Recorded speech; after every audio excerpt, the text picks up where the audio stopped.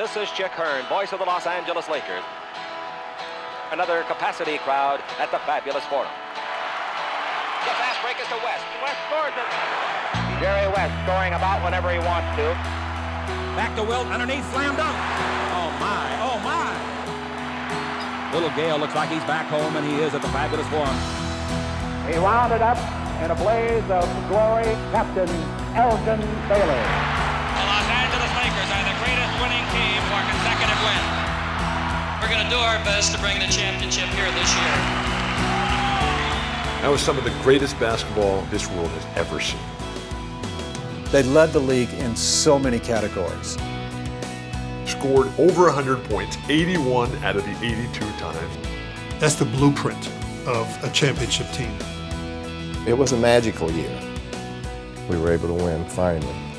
They would always go in as an underdog. People in Los Angeles always thought this could be the year. Of course, they were expected the year before, and the year before that. They suffered nothing but torment season after cloying season. I looked at those games like life and death.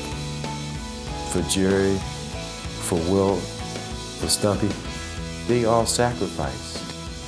What a voyage it was. If you would have asked me before the season started, could that ever be done by any team, I would have thought that you were crazy.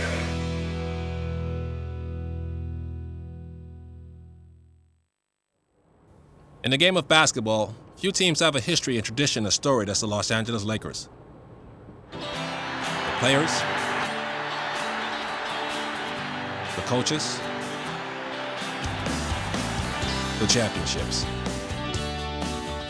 Through all of that history, one Laker team stands out. The 1971-72 team brought Los Angeles its first title and has long been cited as one of the NBA's best. What's often forgotten is that this was an unlikely champion whose long and largely ill-fated journey changed the franchise, the city, and the game. Although the Lakers have been at the center of Southern California's basketball landscape for over half a century, their roots can be found nearly 2,000 miles away in the heartland of our nation's upper Midwest, Minneapolis. Led by superstar center George Mikan, the Minneapolis Lakers established the league's first dynasty, winning 5 titles between 1949 and 1954. But when bad knees and the introduction of the 24-second shot clock forced the lumbering Mikan to hang up his sneakers, the Minneapolis Lakers dynasty came to an end. The Lakers rebuilt with a group of talented young players, including 1959 Rookie of the Year, Elgin Baylor. But despite an exciting new brand of basketball, these new-look Lakers failed to endear themselves to Minnesotans. So with attendance dwindling, the ambitious new owner, Bob Short, looked west. Catch the lightning in the bottle that the Dodgers had. Los Angeles was a baseball town and really a football town, too. It was not a basketball town. The Dodgers had come in a few years earlier, met at the airport by tens of thousands of people. Everybody loved them. The Lakers drove in through San Bernardino at midnight. It really was the beginning of expansion for the NBA. It did take professional basketball from being really a primarily East Coast game and moved it west. Game night, the Los Angeles Memorial Sports Arena. The waiting is over. The West Coast teams could have been in Siberia. Pro basketball? What? What the hell's a Laker? And what are they doing here? So it was crucial for the national coast-to-coast success of the NBA that the Lakers succeeded. The cornerstone of LA's new professional basketball franchise was a Minneapolis holdover, 6'5" forward, the captain, Elgin Baylor. This is the magnet that draws the fans into the new Los Angeles Sports Arena, now that big league professional basketball has reached the West Coast. People came out to the sports arena when no one knew the NBA. And people just deified Elgin. Every game, he was Magic Johnson and Dr. J all rolled up in one, Michael Jordan. I mean, he was tremendous. Elgin Baylor, regarded by many as the best basketeer in the world. I just believed that, I was going to be successful. A fabulous one-on-one player. Nobody could stop him. He could shoot from the outside. He could score inside. Elgin shot the greatest array of shots of anyone in professional basketball. He was so ahead of his time, you didn't see moves like Elgin Baylor's. He was remarkable. He could float through the air, he could soar, he could create. I never really thought about who was going to guard me. Just go out there and play. Without Elgin Baylor, there is no rapid building of the Laker franchise here in Los Angeles. To complement Baylor's all-around game, the Lakers used the number 2 pick in the 1960 NBA draft to select rangy West Virginian guard Jerry West, a 2-time All-American and an Olympic gold medalist. West arrived in LA with a fierce determination to establish a winning tradition in Los Angeles. When he came in, you could see that, just right off that he was going to be a terrific player. West all the way. West scores it. He was about 6'3", but with long arms and high shoulders. He would go to his right, take one hard dribble, and use that dribble to kind of bounce up and shoot his jump shot. He was a terrific defensive player. This is maybe the greatest game I've ever seen Jerry West play defensively, Lynn. He filled passing lanes. He would steal balls. If you were playing against Jerry West, before you threw a pass, you had to stop and think, where is Jerry? Can I throw this pass?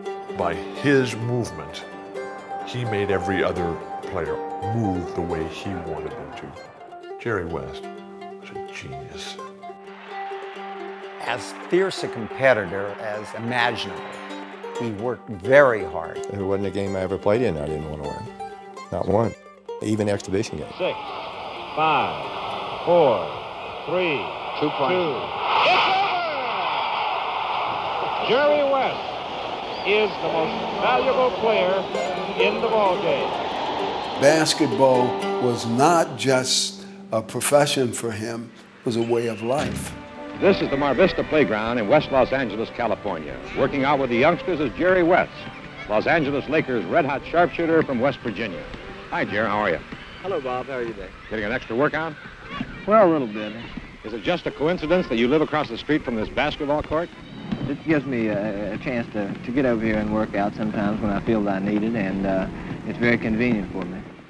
When you talk about players and you say, oh, their personal statistics don't matter, he cares about the team, that was really true about Jerry West. The ability to lead, to inspire, to set a level of responsibility.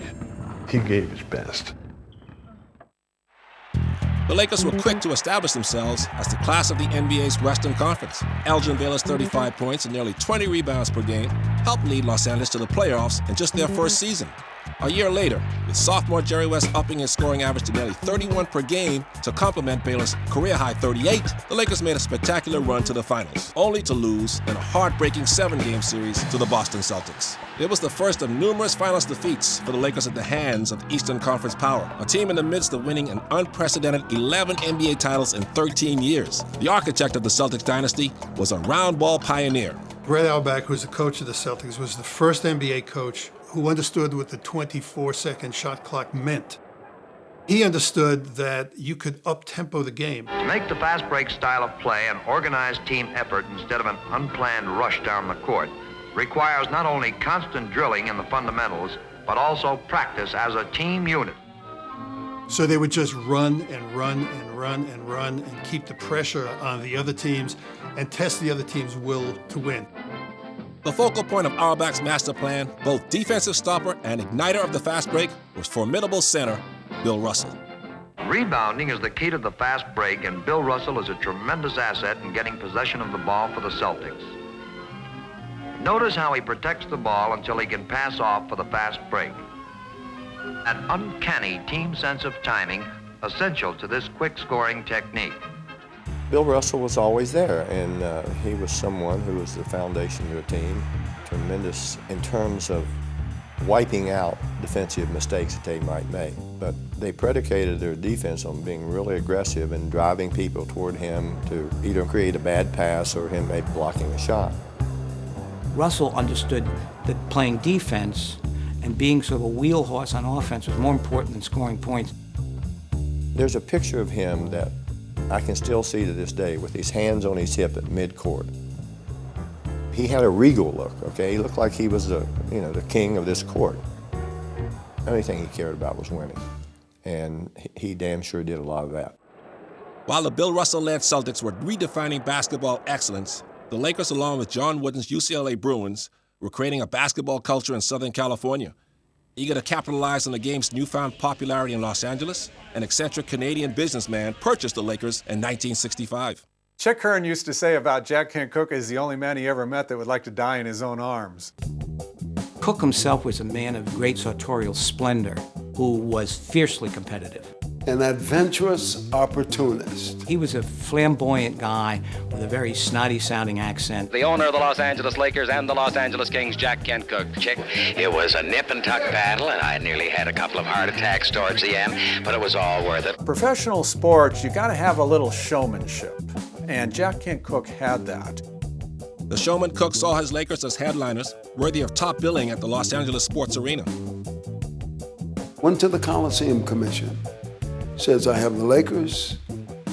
I have brought in a National Hockey League franchise, the Kings. I want preferential dates at the sports arena. Coliseum Commission said, oh, no. We can't do that. They laughed at him. Next thing I knew, we were on the end of a shovel in Inglewood, breaking ground for the Fabulous Forum.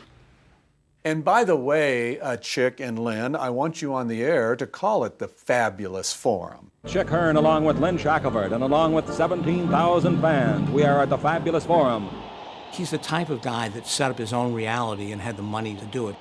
Cooke changed the colors to what he called Forum Blue, which is purple, and gold. I don't want you to say purple, so call it Forum Blue. It's getting near game time, and Jerry West will start thinking about getting into his Laker uniform, changing from the civvies to the Forum blue and gold of the Lakers. Cooke loved style. He loved doing things in a grandiose way, and he wanted that winning team. The 1967-68 season saw the Lakers christen their new home en route to a fifth NBA Finals appearance in just 8 seasons. Unfortunately, they again met the Celtics, and they again lost. Disappointment in Los Angeles mounted. They were arguably the league's most talented team, but they had no answer for Russell. They would always go in against the Celtics as an underdog, but they got so close, and West and Baylor were so good that people in Los Angeles always thought this could be the year. Russell was the Moby Dick of the NBA as far as the Lakers were concerned, and they could never conquer this nemesis. Everyone felt that we were not adequate in the center position. That was our weak spot, to counter Russell. You had to have a big man in those days to win in the NBA, but the Lakers never had the big man. So the Laker owner, Jack Kent Cooke, decided, I want to win a championship, I have to have a big man. Jack Kent Cooke mentioned to me, what about Wilt? Would you want Wilt? I said, are you kidding me? Absolutely. I feel very, very happy that I am being traded to a team that I believe may stand a chance to go down the record as one of the best teams in basketball ever. If you ever talk to Jack Kent Cooke, you don't out-talk Jack Kent Cooke, and he talked me into playing with the Los Angeles Lakers.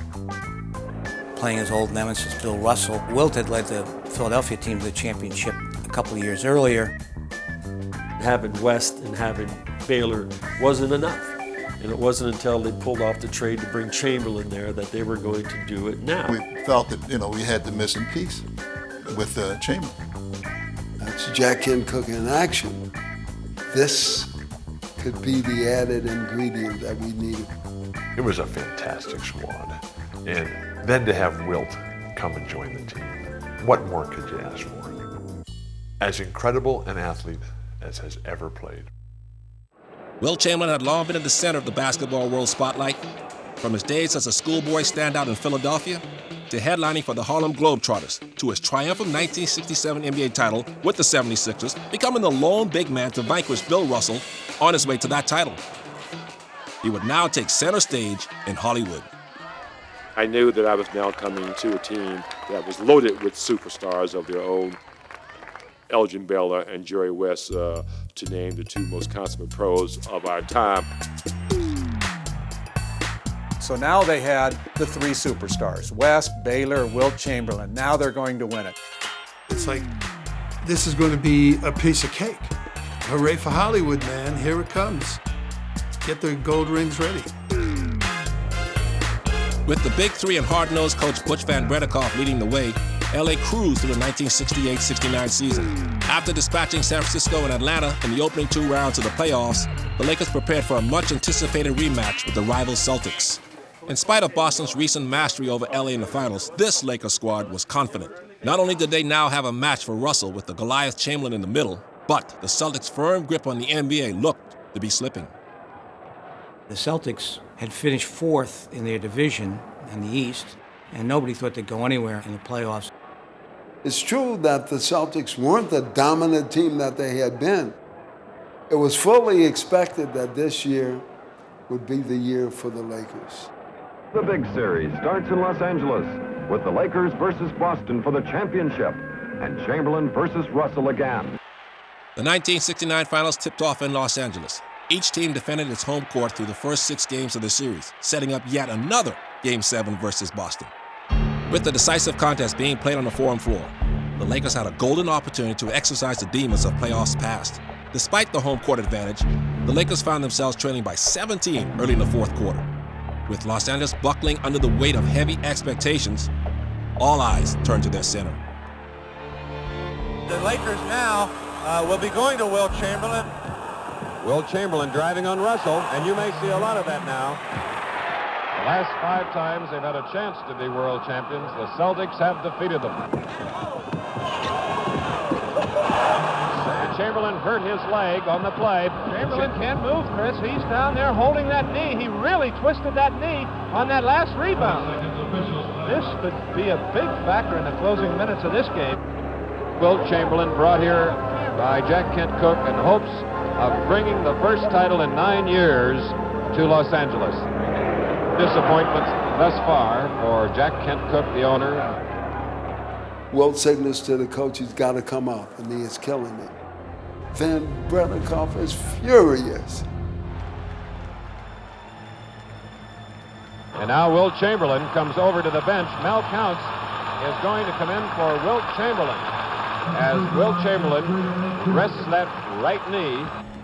Van Brederkoff did not believe him. Unless you're dying, nobody should be coming out of the game at this particular time. Van Brederkoff felt that Chamberlain was a big load and not a team player.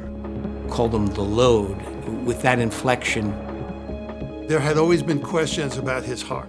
The thinking was that he just didn't want to be there when they lost. Van Brederkoff thought he was a punk, that he was chickening out. Then comes Mel Counts for Wilt Chamberlain.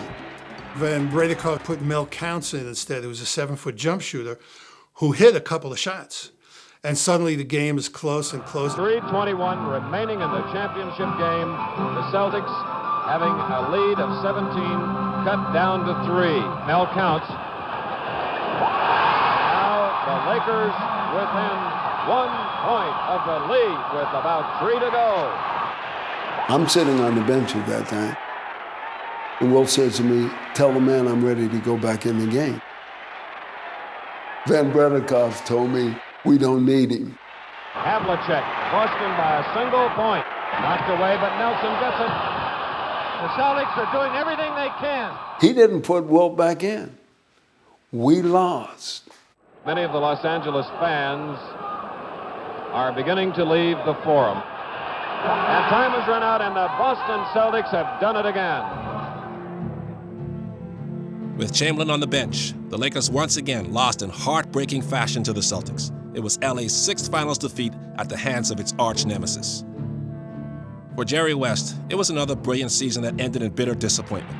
His nearly 40 points per game average in the finals earned him playoff MVP honors, but that was little consolation for one of the game's fiercest competitors. I want to say that Jerry West was absolutely fantastic. That was one of the greatest exhibitions I ever saw in my life. We clearly had a better team, and we didn't win.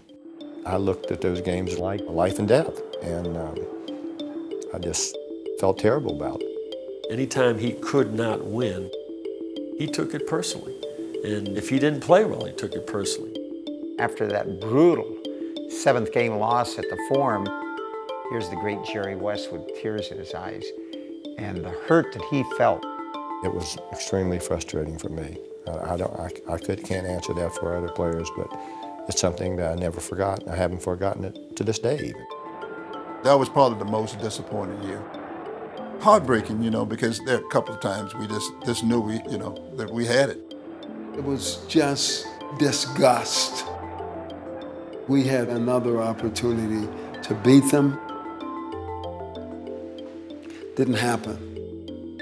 I played at a level that was hard to believe that I could play at that level, and it still wasn't good enough. Frankly, it got to the point where I didn't want to play. The summer of 1969 marked a new day in the NBA. Bill Russell's retirement brought an end to the Celtics' reign, and with it, a sense of optimism to the rest of the league. The door was wide open for the Lakers, who, under new coach Joe Mullaney, again earned a trip to the finals in 1970. Despite the absence of the Celtics, the Lakers were denied again, this time by a team destined to make their own mark on NBA lore. Although the Lakers pushed New York to a Game 7, Willis Reed's heroics and Walt Frazier's stellar performance dealt the Lakers their 7th finals loss in 9 seasons. Age and injuries began to take their toll on the Lakers during the 1970-71 season. 36-year-old Elgin Baylor missed all but 2 regular season games with a ruptured Achilles, and Jerry West was lost for the playoffs with a knee injury. With 2 of the Big Three sidelined, the short-handed Lakers were dominated in the 71 conference finals by the upstart Milwaukee Bucks. By the time Kareem Abdul-Jabbar and Oscar Robertson celebrated their 1971 NBA championship, the Lakers' window of opportunity was all but closed. Jack Kent Cooke fired Joe Mullaney after just 2 seasons on the bench. Set to introduce their 3rd coach in 4 seasons, the Lakers were a team in transition, if not disarray. There was little reason to believe the new man was the cure for what ailed the Lakers. The new coach of the Los Angeles Lakers, William Walton Sharman. Here he comes.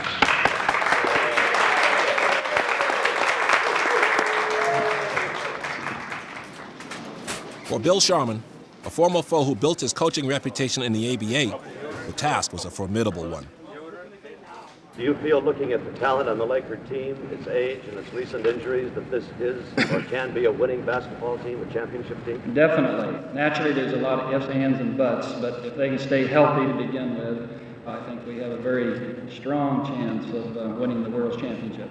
He's inheriting a bunch of old guys who don't believe in themselves anymore, who view him with suspicion because he played his whole career, his all-star career, won many, many championships with the Celtics. Big man for the Celtics is Bill Sharman. Watch him. Bill is the deadliest shot in the game from any point within 20 feet of the basket and the most accurate foul shooter in professional history. I had great admiration for the Celtic teams. I didn't like Green very well because we'd seen so much of it.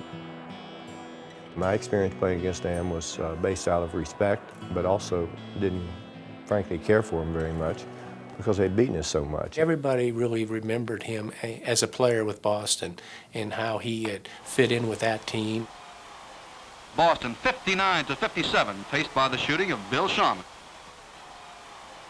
He was a Hall of Fame backcourt player, Bob Cousy's backcourt partner with the Celtics before Russell got there, when the Celtics were pretty good, and after Russell got there, when the Celtics became the best team in the league. Bob Cousy, number 14, has it.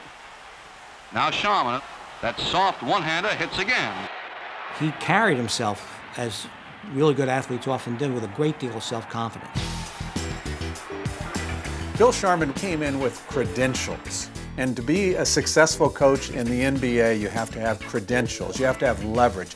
More than just being able to bench a player. You couldn't BS him because he could say, I've been there, I've won championships, I know what it requires to win in all sorts of different environments, and there are certain fundamental truths that I know about, and you probably don't. And Sharman came in with those credentials, and Jack Kent Cooke gave him that power and influence. His track record as a player, winning a lot, I think kind of set the tone for us as a team. But we had a lot of obstacles to overcome. If you looked at this team, it was a team that was older. We weren't in the prime of our career. None of us were. Injuries had made a big impact on Elgin. They'd made an impact on me. I didn't know what was going to do for us. You have a team that doesn't mesh, a lot of personalities that don't mesh. You have Jerry West, who's really disillusioned, downhearted. You have Elgin Baylor coming off a very serious injury. Here's Wilt Chamberlain, really over the hill. I've seen so many players that they've said are too old or over the hill that have just performed super. Wilt had 40 to 50 individual records, but his resume was a little short in championships. He only had one championship. Wilt wanted another championship, and he knew time was running out. Sharman sensed that. Same with Jerry West. He didn't have a championship. Time was running out. And so Bill Sharman put all of this together, and then he put together a training camp in Hawaii that was rigorous. All the players said it was the hardest training camp they'd ever gone through. We had been to Hawaii before, but the atmosphere wasn't the same. The atmosphere this year was, I felt, a little bit different. It was all seriousness. Bill Sharman was a work ethic coach, and so his training camps were very hard. They weren't things that were easy. Jerry, what's your opinion of your new coach, Bill Sharman? Well, Tom, he is a stickler for conditioning, and I say we have had about 4 nightly workouts so far, and I'm kind of sore right now. I should make that clear then. If the pass is not there, if somebody else is open, or if you got a shot before you complete the play, take it. I'm anxious to talk to the players and see them play more, and then make up my mind. But right now, I would certainly hope and feel that we'll be a running club. Sharman needed a fit team in order to implement a new system in LA, one that his old Celtics had used as a cornerstone of their great success. Hold back, and our team always tried to fast break. That was trying to push it, and we were successful. The long pass is a major part of the fast break, and an offensive man can often score with an easy layup. Bill Sharman demonstrates the long pass. So that's what I was trying to do the best I could. He really stresses running. We want to run a lot this year, and we have the players that can run some, I think, and that is the way he wants to play.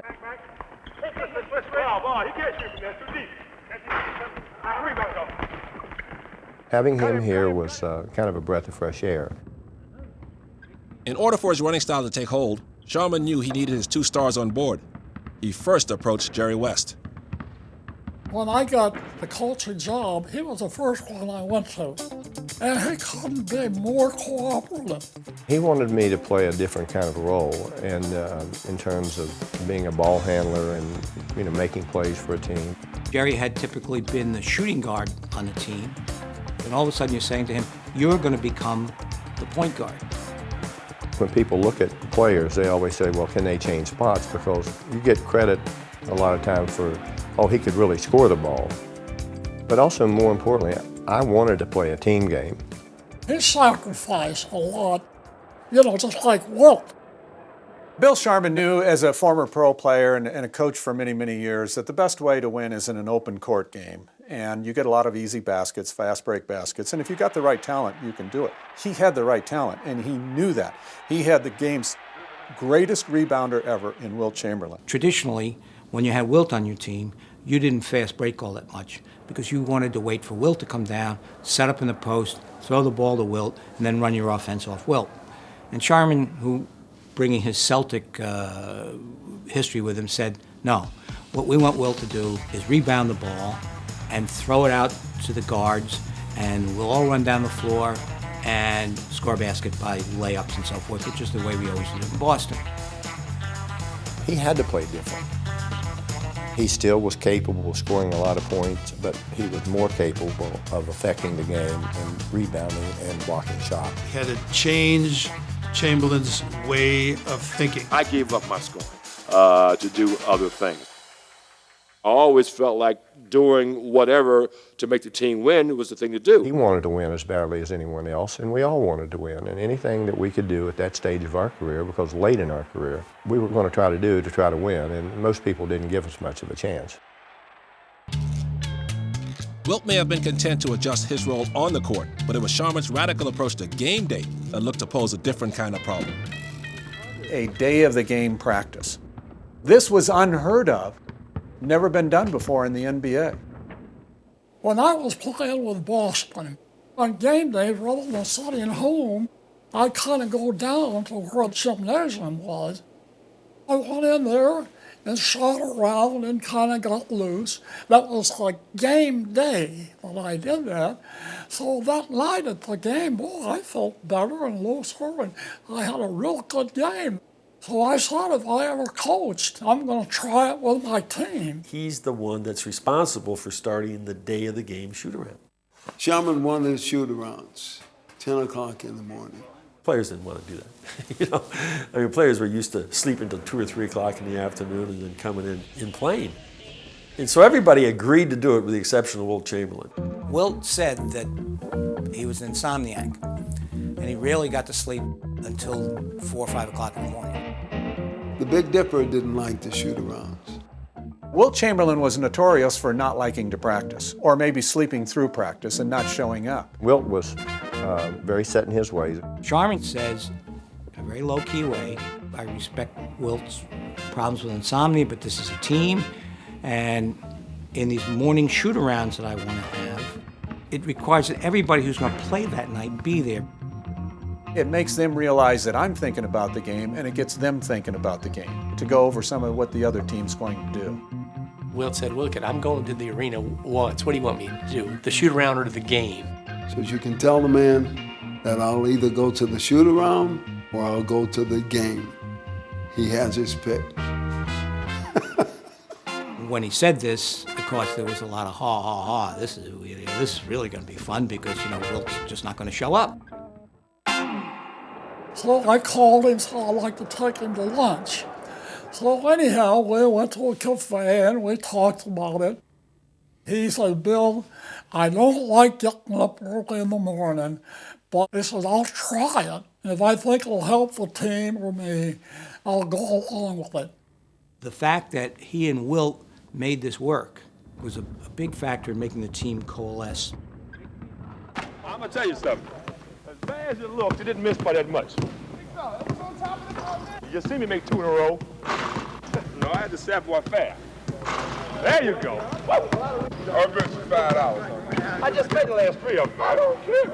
This is the one I'm talking about for $5. Get it up, get it up. For him to jump up and say, this is something I'll do without any, conversation about it, that was a huge part of our success that year.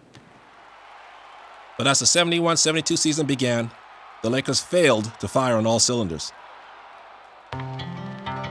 We won our first 4 games pretty easy, then we lost a couple, and we kind of went downhill because we weren't running as much as I wanted to. The problem is Baylor.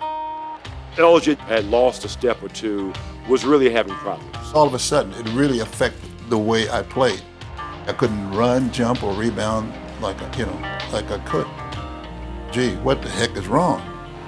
You could tell he couldn't run as fast, or he didn't have the quickness that he had. Elgin had a couple of knee surgeries, and the knees were gone. His bad wheels limited his game to such a point that he became a liability on offense rather than an asset. It was really evident that Elgin was not the Elgin that we knew. Was really, really, really, really struggling.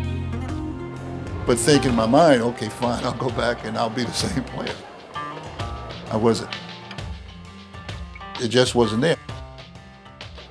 We were 6-3, and then Bill Sharman decided to make a lineup change. I said, Elgin, I'm not going to start you for a while, see what happens, because I think maybe if you don't play as much, you might be faster and play a little bit better and have more fun. We sat down and we talked about it. I said, that's too much. Can't do it. Nothing there could be done. I wasn't the same player, and you have to face reality.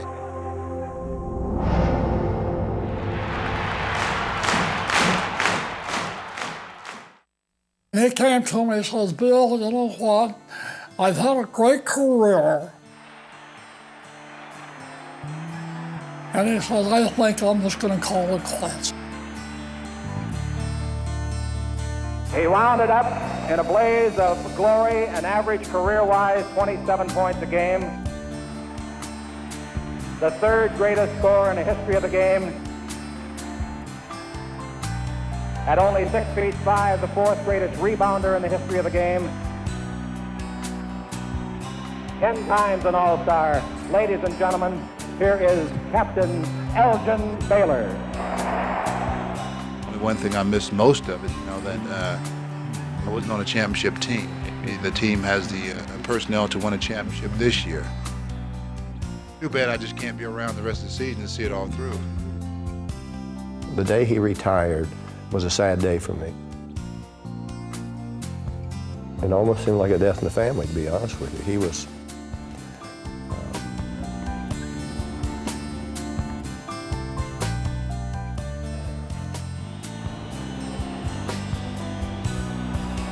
everything he had contributed to this franchise, his enormous ability, all of a sudden he's gone.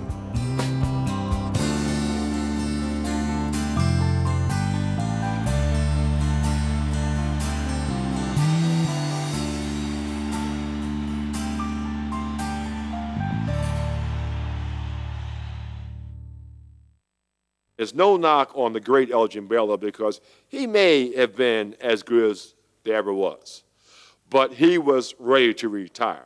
And when he did leave, his void was filled by a young guy who gave us some of the things that we needed and made it a little easier for me maybe to do my job and a little bit easier for Jerry West and Gail Goodrich to do their jobs.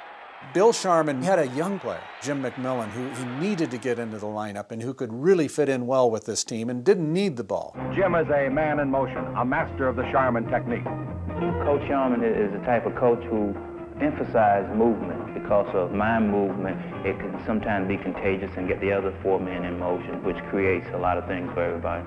His general younger legs and so forth made their overall performance in the fast break and on defense much better. Jim McMillan rarely gets burned on defense, and once he gets the ball and goes on offense, he's tough to stop.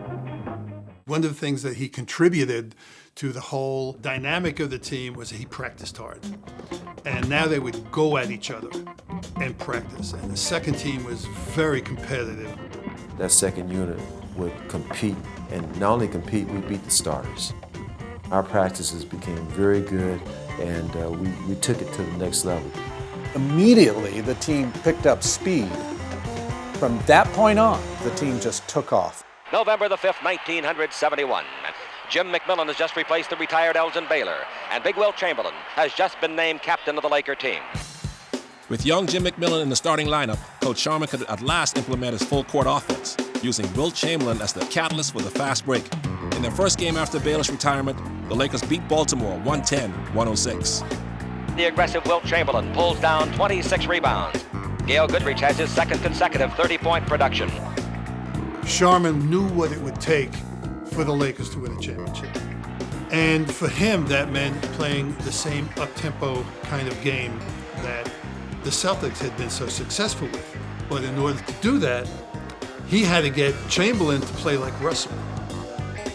And I'll be darned, I was surprised that he picked it up and seemed like he liked it. I was now the defensive hub of this team, and that was what my job was all about, getting the ball and playing defense and giving the ball to these guys. This team looked like they'd been doing this throughout its history. And Wilt was often not even in the offense. He'd still be back in the defensive zone as the guys were running down, and Goodrich would be shooting a 15-foot pull-up jump shot. The Lakers now have their longest win streak of the year at 5 games. I think getting our running game going was the biggest factor in the ball game. West of the fast break to Goodrich. Another assist for Jerry West. He leads the league, averaging 9 a game. Win number 10 in a row, 106-99. Jerry West played different, because I've seen Jerry play where he was averaging 30, 40 points. But now he was more of a playmaker.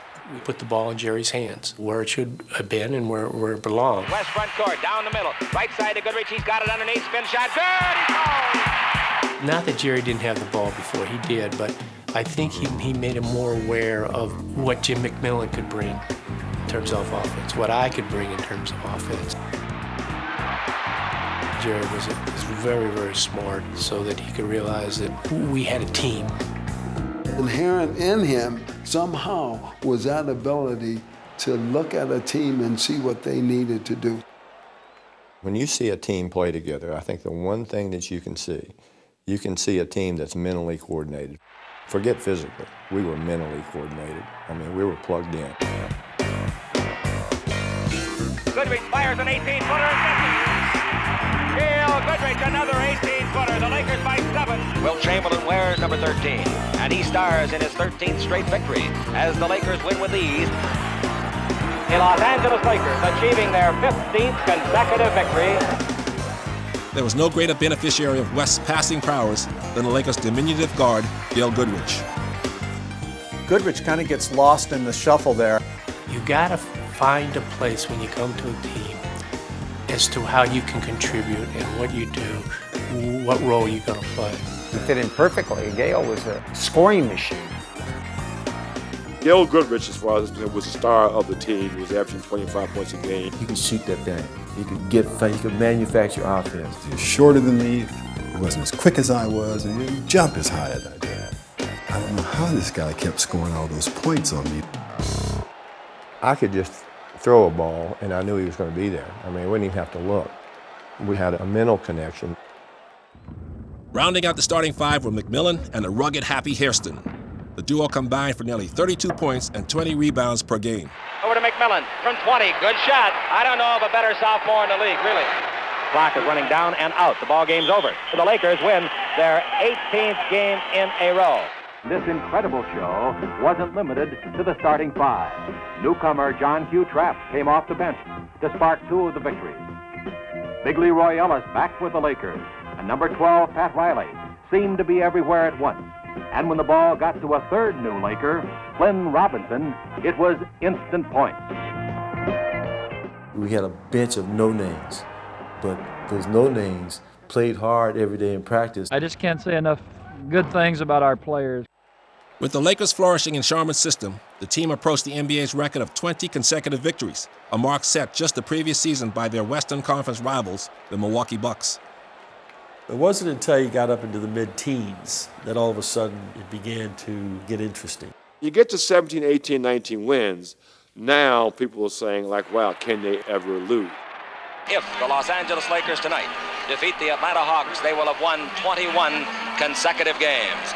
The Lakers in 57 seconds have outscored them 6-0 to take the lead. The Los Angeles Lakers are the greatest winning team in the history of basketball for consecutive wins. On behalf of the players, we really appreciate your support, and we're going to do our best to bring the championship here this year.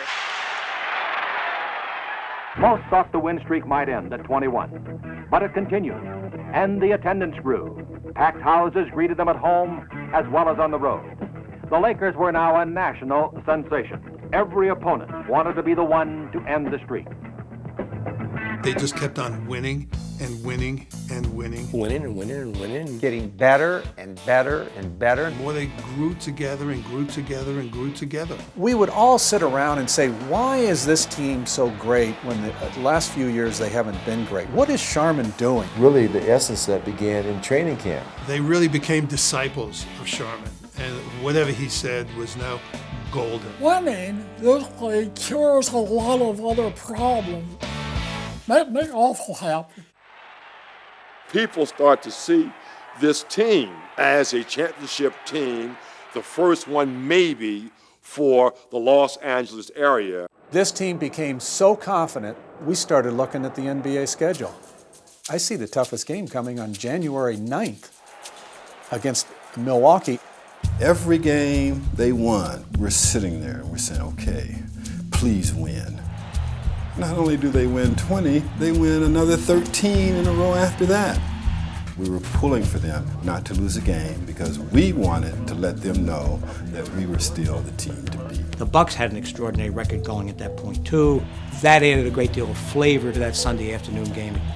If anybody was keyed and primed to stop this nonsense of 33 in a row, it was the Milwaukee Bucks. Come to our house. January 9th, 1972. The Lakers travel to Milwaukee to face the world champion Bucks and their avid fans. The Lakers had already gone the entire months of November and December undefeated, and they certainly didn't want their streak to end here. The Lakers could do nothing right, while Milwaukee did nothing wrong. The swarming Bucks were just too much, this time anyway.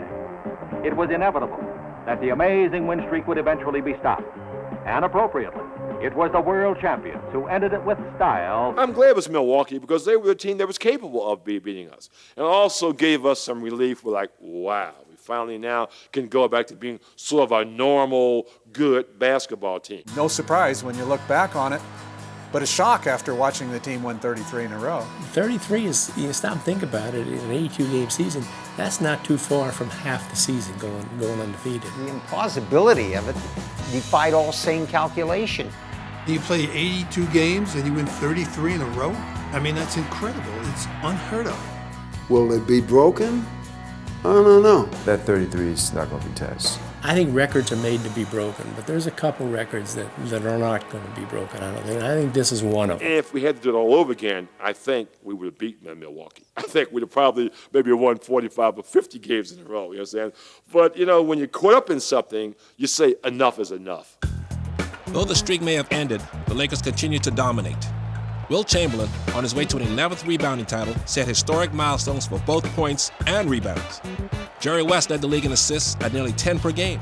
His 25.8 point per game average was second on the team to crafty left-hander Gail Goodrich, who led the way with a career-high 25.9. The Lakers, league leaders in nearly every category, finished the regular season with a record 69 wins, including a 63-point drubbing of their in-state rival, the Warriors.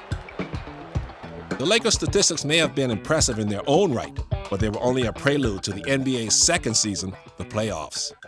The Lakers went into the playoffs having set a regular season record with 69 wins. Nobody had ever done that before. Their first opponent was the Chicago Bulls, who had won 57 games during the regular season. No slouch. They blew them out in 4 straight. And then they played the Milwaukee Bucks, who had won 63 games that year in regular season. Tremendous anticipation because every knowledgeable NBA fan knew that the Lakers, to get back into the NBA Finals, were going to have to go through the defending world champion Bucks. There's talk of a Milwaukee Bucks dynasty. Can that be cracked? Well, I think so. We have Wilt Chamberlain, Jerry West, I could go on and on, Hap Hairston, right down the list. We have the material and the depth that I think, if we can put the pieces together, that we can beat Milwaukee. This is the series that everybody's been waiting for, and of course the rematch from the January 9th game. The Bucks still felt they were the Bucks. We are here, we're the champs, and we're going to shut you down. We knew that they were, quote, the second best team. We did have the better team, and we'd proven it all year long. I don't think that anybody in the team felt that we couldn't beat them. We felt we should win. And then, of course, you throw out the matchups, Oscar versus Jerry, Wilt versus Kareem. I mean, this is Hollywood script. Now the long-awaited showdown was a reality. The fabulous forum was jammed with fans dreaming of a championship. But what they saw was a nightmare. And when it was all over, Milwaukee had held the Lakers to their lowest point total ever, 72. Panic? Yeah, I would say that would be an understatement. It was that feeling. Here we go again. Oh my God, is this going to happen again? Whoa. What's going on here? What did that 33-game streak really mean? Was that just a fluke? It was an awful game. I mean, they looked like a junior high school team. We were atrocious. I don't know if anyone played well for us. We didn't do anything right. I wouldn't be surprised after setting an NBA regular season record for wins that if the Boo Birds might have even come out. Despite all their success, the Lakers had that rather dubious legacy of always losing when it counted. Now I've got the city of Los Angeles worried. The prevailing opinion was still that this is still the Lakers. These are still the glitzy Hollywood team that's going to fold when the pressure gets tight. We have to contain, each individual to a certain extent, but we'll have to go out there and play the team, and that's what is on my mind, is just what we can do best to stop their team. The second game is probably one of the greatest games in the history of NBA playoffs. It was a phenomenal game. Jabbar against Wilt, batted away by Wilt. Chamberlain takes the ball.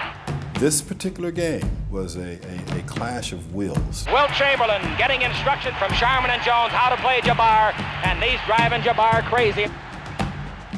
Though the Bucks shot a remarkable 61% from the floor, the Lakers managed to preserve a narrow victory on the strength of Jim McMillan's career-high 42 points and the customary late-game heroics of Mr. Clutch, Jerry West.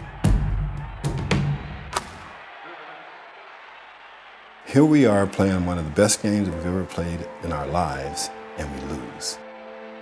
That invincibility that we had built up inside of ourselves got shattered. Tonight, we have 5 or 6 guys scoring-wise that contribute a lot in different places. The team that can play nearly the way that they want to play is going to be the winner of this series. What about your team morale? Well, I think if you're in this locker room tonight, it's pretty good, don't you think? After trading games, the Lakers took control of the series by winning Game 5. They returned to Milwaukee with a trip to the finals on the line. Sensing the magnitude of the moment and understanding the precarious nature of a possible Game 7, the veteran Lakers captain chose this moment to stand before his team. Wilt called a team meeting. Wilt called a team meeting. He made probably the only inspirational speech that he's ever made. We all huddled up, and he made a comparison to himself and Bill Russell. He said, listen, I've always been the best center in the league, but I never had the right teammates. I was better than Russell, but Russell had the best teammates and Russell won. Now, this young kid, Jabbar, is the best center in the league. We, the Lakers, had a better supporting cast than what Kareem had. Let's get this thing over with right now. The sooner the better. Don't give them any more hope. Wilt knew that he was the guy on the team that we looked up to, that he was the guy that was going to help us win. Confidence that this was the last game for the series. Game 6 was a close affair through 3 quarters when Wilt again stepped to the forefront, squaring off against his young rival, Kareem Abdul-Jabbar. Kareem and Wilt hated each other in those days because Kareem was the young lion coming up to take all of Wilt's records, and Wilt wasn't going to let it happen. He presented to me for the first time a guy that I felt that I really needed some help to guard. Watching Wilt and Kareem duel one-on-one was phenomenal. It was fun to watch those guys back in against each other. 2 of the greatest ever, just head-to-head. In the 4th quarter, Wilt just took over the game. I had to go to the boards harder, and I had to try to run harder and do some things that were a little bit different and see how he would handle me defensively. Wiltie came to play. He just beat up Jabbar. Wilt said, I am going to make sure that we win. I blocked 3 of his sky hooks in a row and had a score of about 8 or 10 points in 2 or 3 minutes to give us a chance to win the game. Wilt's there, puts it up and in. Chamberlain, basket counts, foul. Puts it up, Chamberlain blocks it. Allen puts it up, Chamberlain blocks it. Wilt backing in, underneath, finger roll, slam dunk. The Lakers look like they got a cinch win. 3 seconds, 2 seconds, 1 second. The game's over. The Lakers have won. They beat Milwaukee 4 out of 6. Chamberlain had made good on his word, leading the Lakers past the defending champion Bucks and landing Los Angeles in the finals once more. It was the 8th finals appearance of the Lakers' 12-year tenure in Los Angeles. The people of Los Angeles could almost taste the ultimate victory. But standing in the way were the Eastern Conference champion, New York Knickerbockers. The Bucks were the best team, had been the best team, used to be the best team. The Knicks were considered to be the most intelligent team in the history of basketball. That was one of the teams that was really a team. They played so well together, and they had a lot of good players. The old cliche, they play the game the way it's supposed to be played. They play great defense. They move the ball around.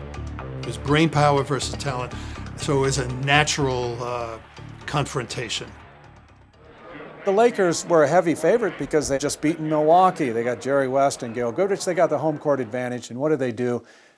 They stink up the place in Game 1 again. Gives the ball over to Frazier. Frazier shoots it good. New York got what they need. Down the middle of Frazier. Beats everybody. Play it up and in. Clyde, as they call him in New York, came to play. The Knicks beat them worse than the Bucks did in their first game. So once again, same old story. The Lakers have gotten to the finals, and once again, they're going to fail. We lost that first game by a lot, that we weren't even in the ball game. Going down big in that first game, it just sort of inspired us. That was a wake-up call for us. This was another opportunity that we could blow if they didn't get their act together. There was gloom and doom, but there wasn't gloom and doom among the people who actually played the game. We were going to need some good fortune to win, but we still felt that if we played well, our rebounding would make a difference. From game 2 on, Wilt took on a new role. Just a force on defense and set picks, and rebounded like crazy and threw great outlet passes. The Lakers evened the series on the strength of Chamberlain's 23 points to go along with his 24 rebounds. Back on level ground, it was a relaxed team that headed east. So they get to New York. I was really struck by how relaxed Jerry was. I got no sense that he felt undue pressure after all these years of not making it, or undue pressure because he felt he wasn't playing as well as he might have in his best days. Despite an uncharacteristically poor shooting percentage, West, along with the dominant Chamberlain, led the Lakers to road wins in games 3 and 4. He did everything else he had to do above and beyond. Even though he was struggling shooting the ball in that series, he did everything else he had to do to make sure we completed the task.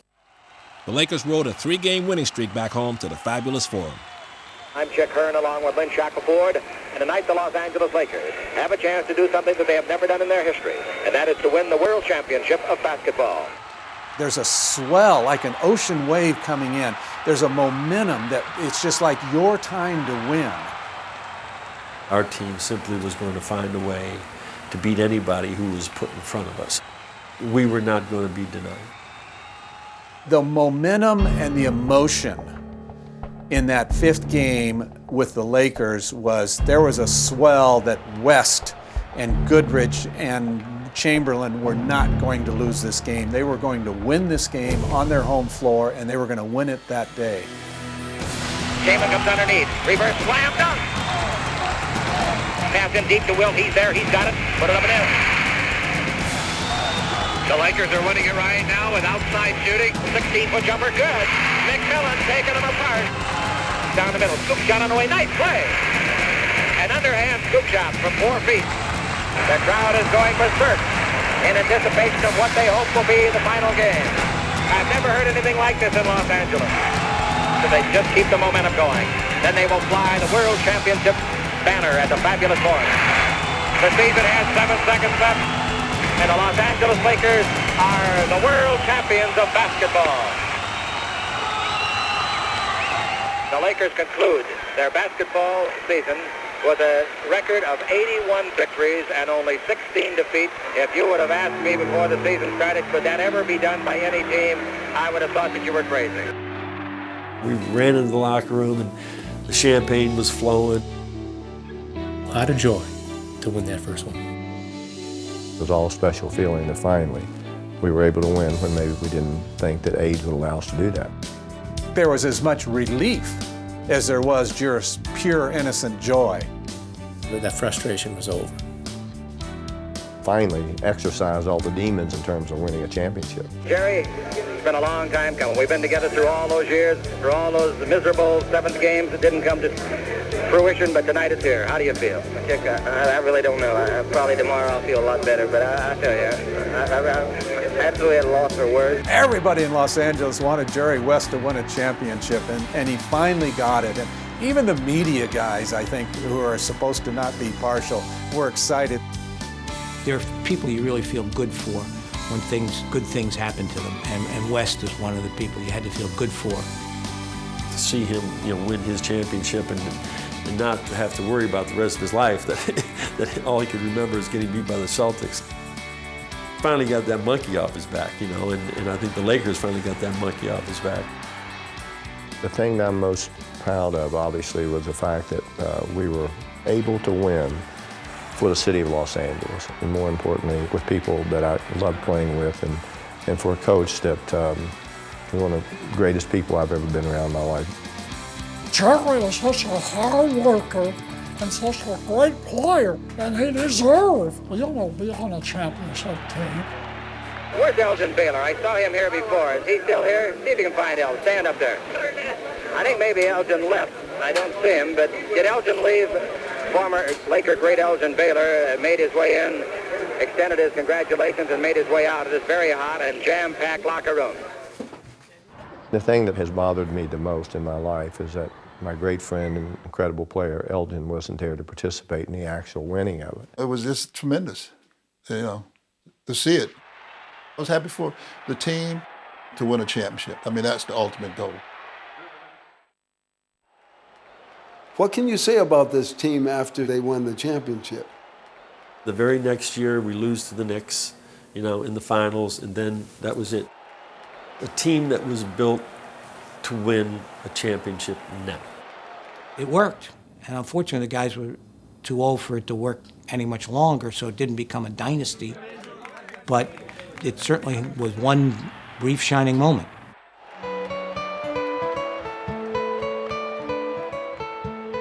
If you compare, just take that 1 year, there's no team in the NBA that's had a better year. Each one of us were champions in our own way.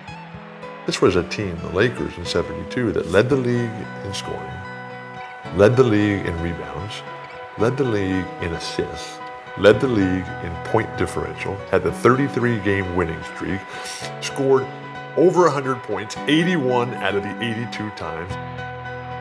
In 15 playoff games, the Lakers won 12 of 15. Put that against some of the great teams in the NBA. That's flying. Was this the best team of all time? And that will be debated and debated and debated. It has to be. I mean, why wouldn't it be? It won 33 straight. Absolutely the greatest team of all time. And I was part of it. That was in, 1972? This is 2010, so that's, 38 years ago, and we're still talking about it.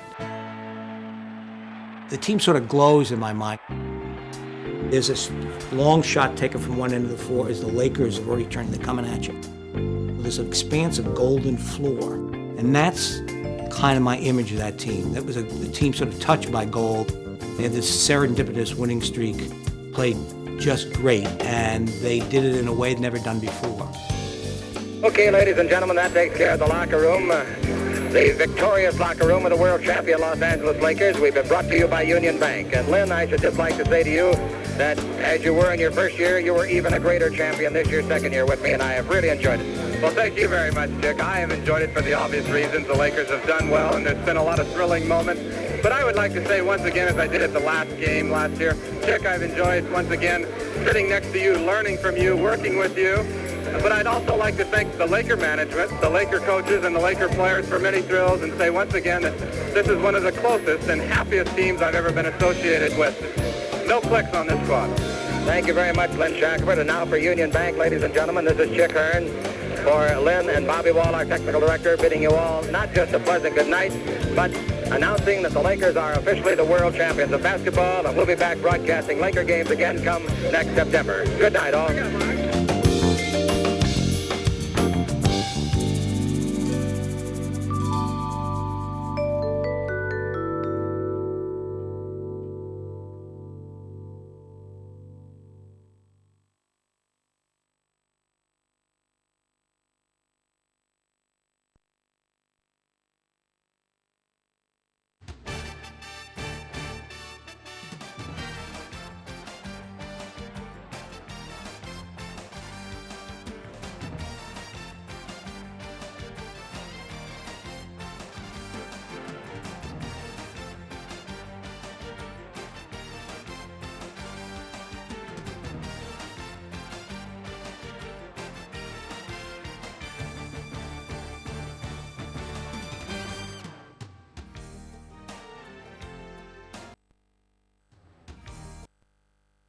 You have to remember that Charmin was a Southern California guy, and he was a fabulous athlete in his own right. And this is important because He was a national junior tennis champion. He was good enough to play Major League Baseball, which he did with the Dodgers.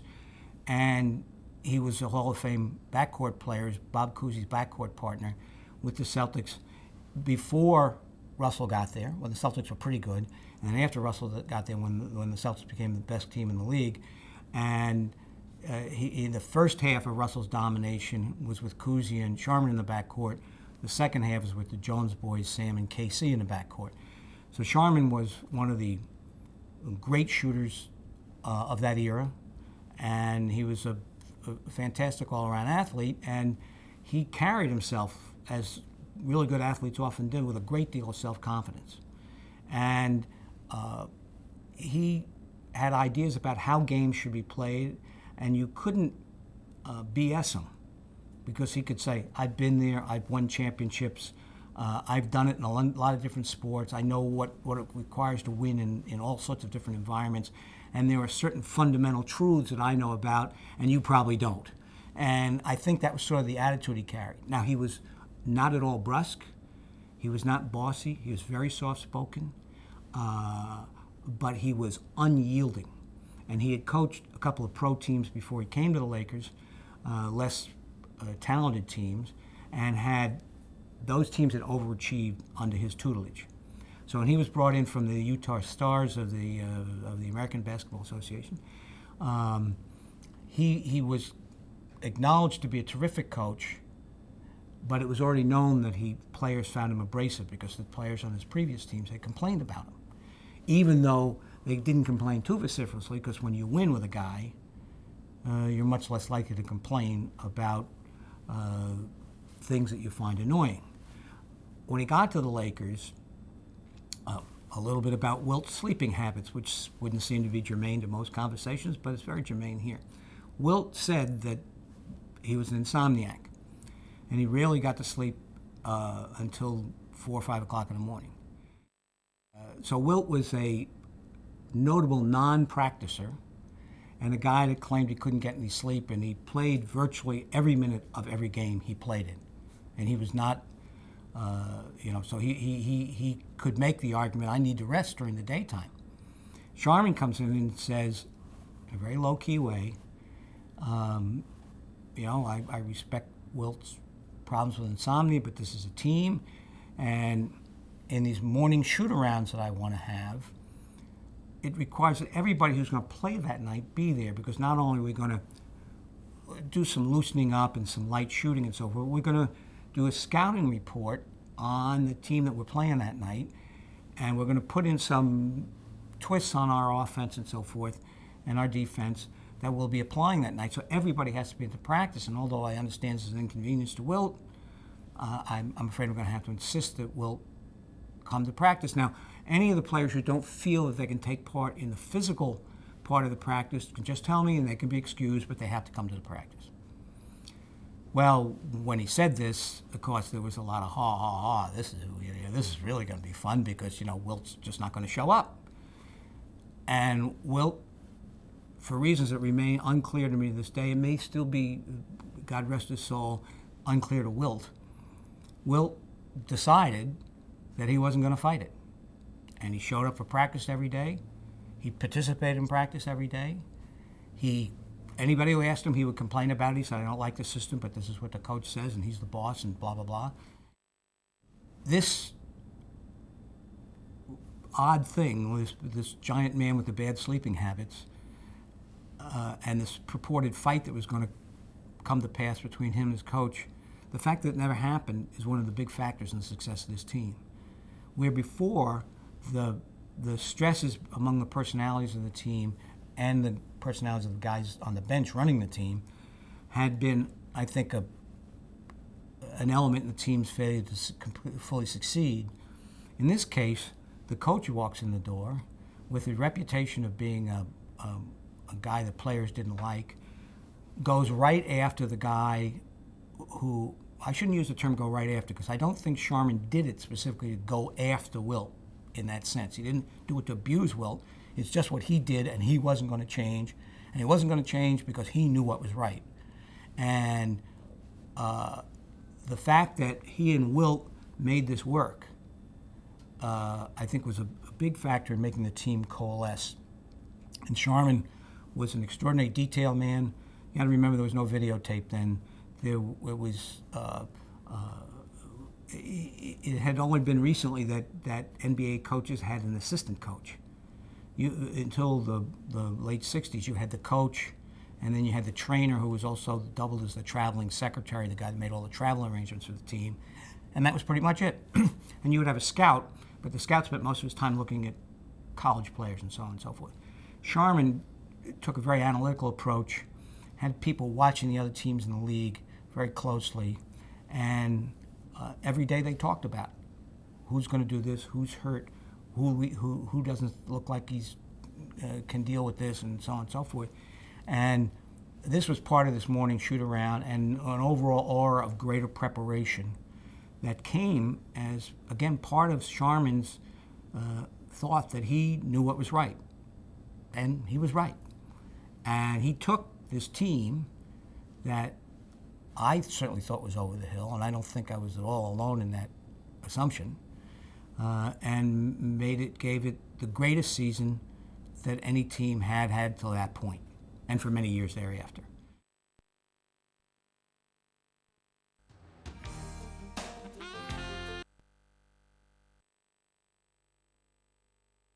West around a screen down the middle, 12-footer straight away, it's good. They caught on their first year here in 1960 when they moved from Minneapolis, and the reason they did was, I think, three things. Elgin Baylor, Jerry West, and Chick Hearn. And Chick created an excitement. Fabulous radio announcer, could paint a picture with his words. Layton dribbling against Goodrich. Layton back and forth like a windshield wiper. Chick Hearn, the most important Laker in the history of the franchise. The guy who taught us how to think about basketball, how to play basketball, how to love basketball. He had come with the Lakers from Minneapolis and had been their voice throughout their formative years in Los Angeles. The crowd is capacity at the fabulous Forum, and we think you're going to hear one of the great games in basketball history. He was a voice that personified the product. Chick was just magnificent.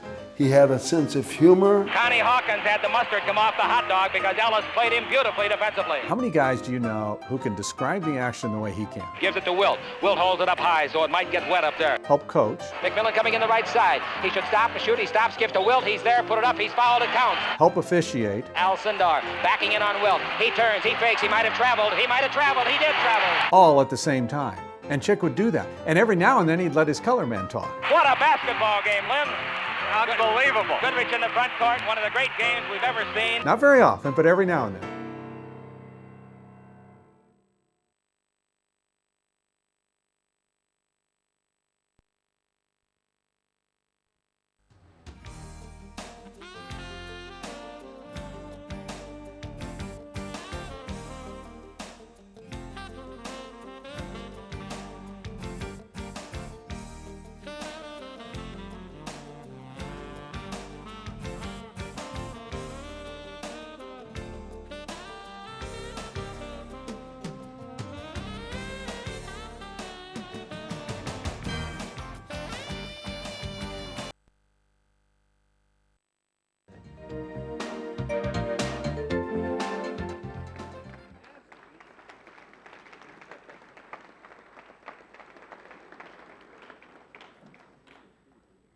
You know, I love that video, Billy. Can we play it again? I mean, I never looked so good. To be recognized by the basketball fraternity with this honor, to be included in the hall with all the great contributors of the game, I'm deeply touched and most grateful. For me, this is as good as it gets. I am particularly pleased to be part of this class, this great class, and all the great people here of the class of '96. I would like to thank all the members of the various committees involved with the election process for this award. You know, as I watched the videos tonight and took part in the festivities this weekend, I'm reminded of the wonderful memories of my playing days. There are many individuals that I must share this honor with. my teammates, those who made the passes, set the picks, and pulled down the rebounds. My coaches, who created the strategy, designed the plays, and guided our teams, all contributed and made possible my achievements on the court. The championships, which I was a part of, were by far my greatest moments, and they were the result of a word that is used, but somehow, far too often, the meaning is glossed over, and that word is teamwork. One must never forget the game is a five-man game, and it always will be. Without the help, support, and contribution of all of my many teammates and coaches, I would not be here tonight. I asked the question, how did this all happen? How did this journey get started? For me, it began as a young boy merely having fun playing the game, and then accepting a challenge created within me to excel and to win. In the beginning, there was the influence of my parents, particularly my dad, who himself was an outstanding player. He taught me the fundamentals, which were invaluable to me. He spent countless hours playing, teaching, and helping me develop as a player. I literally grew up with a ball in my hand, dribbling in and around the furniture of our home, driving my mom crazy.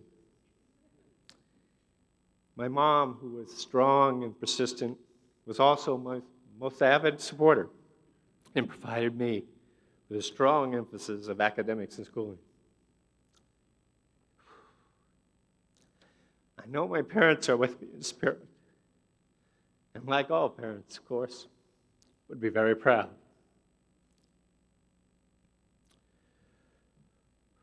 What began in those early years was a dream which I think takes place with many 8, 9, 10-year-olds. But I would not let this dream die. And going to continue to grow and grow at each level, one that became bigger and bigger with the journey. But as we all know, a dream to be realized, there must be more. And what developed was a vision with commitment and focus, goals and discipline, and hard work. I was focused almost to a fault. I began to live and sleep basketball. I read and learned everything I could about the game, and I began to practice into the darkness of nights in my backyard. And by the time I finished or entered high school, I had developed an obsession for the game. Basketball became my passion, for which it was to continue throughout my career. To help me forward with giant steps, to help me realize my aspirations, and to help me meet the challenge to become better and better, I was fortunate to be blessed with great coaches, teachers of the game. And I'd like to pay special tribute to a few who have touched my life. First, to my high school coach, Nelson Burton, who has made the journey here tonight for the celebration.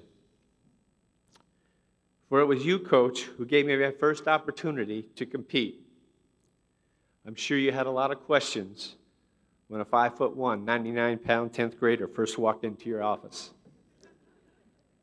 I'm most grateful for your insight, patience, and belief that he may just be good enough to play.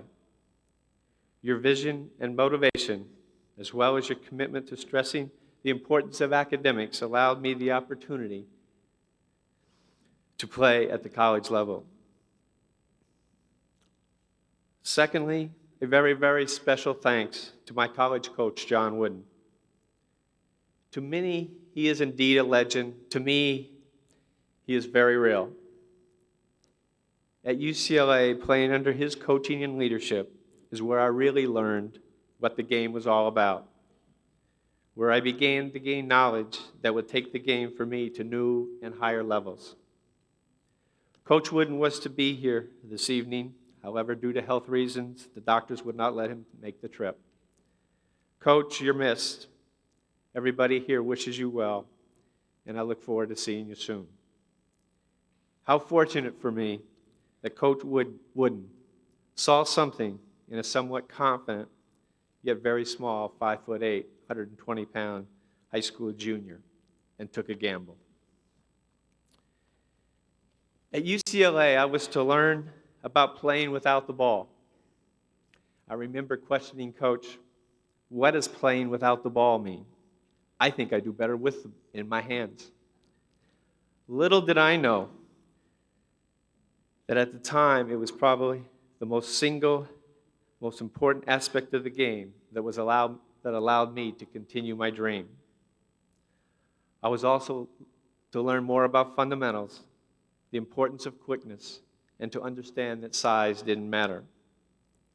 And I learned about things that do matter: preparation, execution, mental toughness, balance, how to become part of a team. All intangibles I've attempted to carry with me throughout my life endeavors. I also want to give special recognition to my wonderful assistant and freshman coach, Jerry Norman, who was always there for me and is here tonight. Jerry, you made a very, very valuable contribution to those early championship teams at UCLA, and it was you that took a 17-year-old immature freshman entering college and helped guide me through my first few important years there at UCLA. My escort into the hall tonight is Jerry West. We all know of Jerry's greatness as a player, coach, and general manager. However, to me, his true greatness is his tremendous generosity and sharing. Jerry and I would spend incredible amounts of time during our playing days studying the players and discussing the game. It was Jerry who taught me the pro game. Playing alongside of Jerry in the backcourt certainly made me a better player than I really was. Jerry, you are like a big brother that I never had, and I thank you.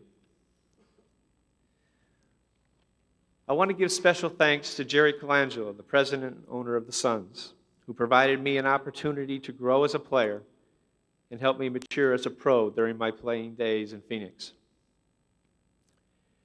Jerry, you helped me keep things in perspective. You helped me restore my commitment to excellence, to rekindle my passion to excel and my drive to become better and better. I thank you for coming tonight. I'm deeply honored. And finally, to Coach Bill Sharman, our Laker coach of the champion 72 team, who continued to stress and intensify the many aspects of the game I had learned earlier, and who had a profound influence in elevating my game. It was Coach Sharman who redirected our individual roles for the team and provided the work ethic and confidence to take us to the top. Once again, it was my mentor who helped inspire and motivate. Coach Sharman made me a better player, and I thank him.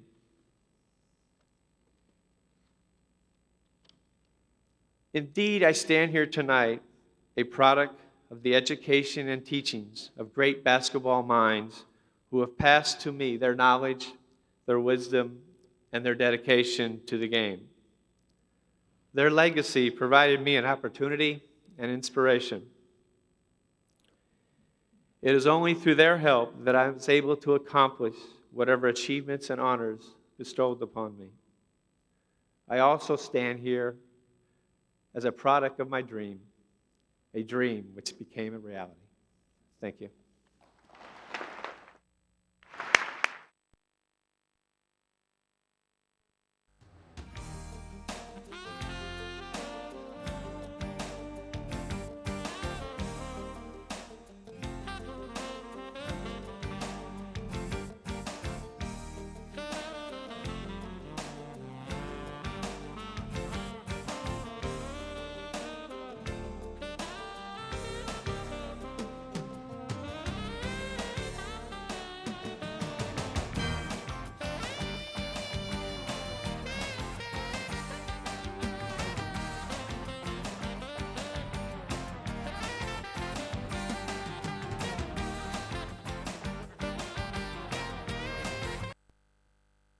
we used to have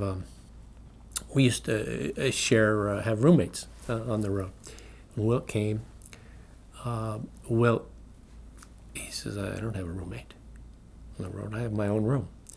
So we all were able to get our own room because Wilt had his own room, and so we were all said, oh, everybody we want a room too, and so we had to pay the difference between the double room and the single room, which no big deal. Everybody loved that, but that was the kind of thing that Wilt instituted. I remember also coming back from Wilt. We played in Milwaukee, and after the game, Wilt wants to get home. Now Wilt doesn't sleep at night, so he says, and we didn't have to. He for some reason he wanted to get home. I don't know why, but he says, I want to take the flight after the game. We'll drive to Chicago. We'll get a flight and team. Well, that's not the team's supposed to leave the next morning. So Coach Sharman said, okay, Wilt, you can do that. And Wilt says, Gail, why don't you come with me? Well, I got to get my sleep. I can't. I can't stay up all night. But I said, okay, Wilt, I'll come. So, we go to Chicago, take all night, and we get in, next morning. I mean, we're up all night. And so we have a day off that day. And then we play the next night. And when you're up all night, as I found out, it doesn't affect you that next day. It affects you 2 days later.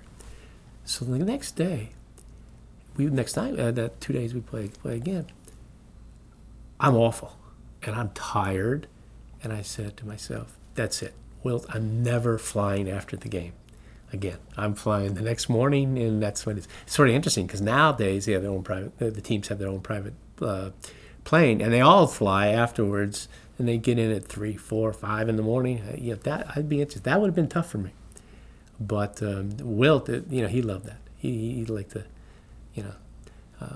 He liked to change the schedule, as did Chick Hearn. Chick was always, we get the itinerary, and Chick's always figuring out how to change it. But it was interesting. It was fun time.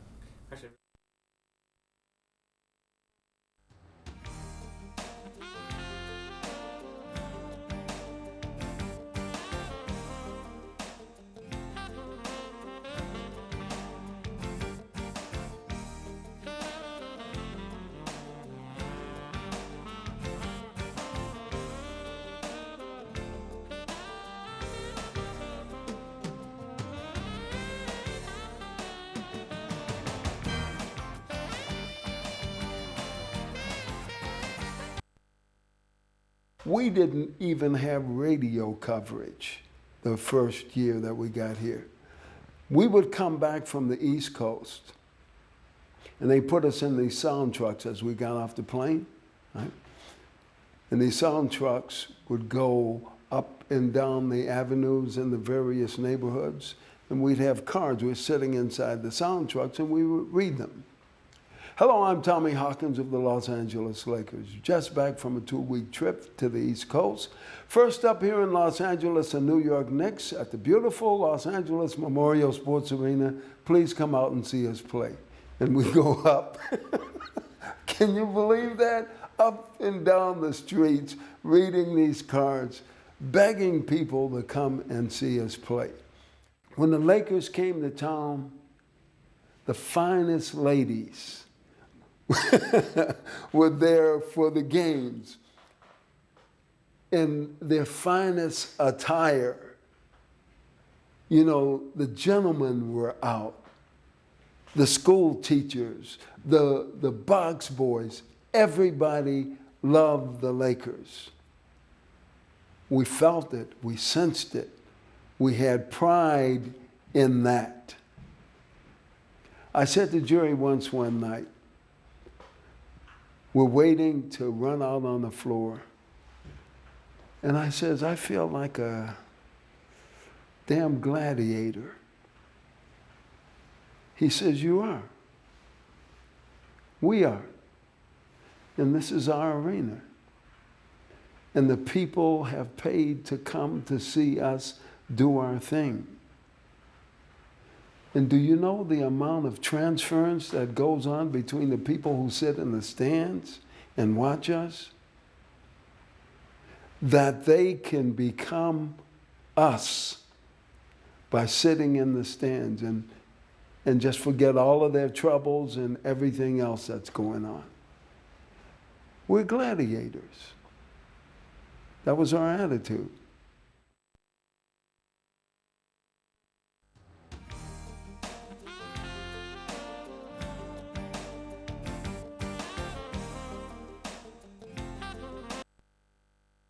We didn't even have radio coverage the first year that we.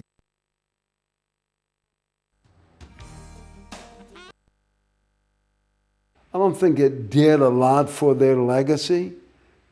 I think that their play speaks for itself. Their competitiveness speaks for itself. That they got a championship finally. Walt only had 2 in his career. Jerry, 1. But it takes nothing away from what they did as individual contributors to this grand old game of basketball. It's a feather in their cap, but their legacy was established because of their longevity and their productiveness as players.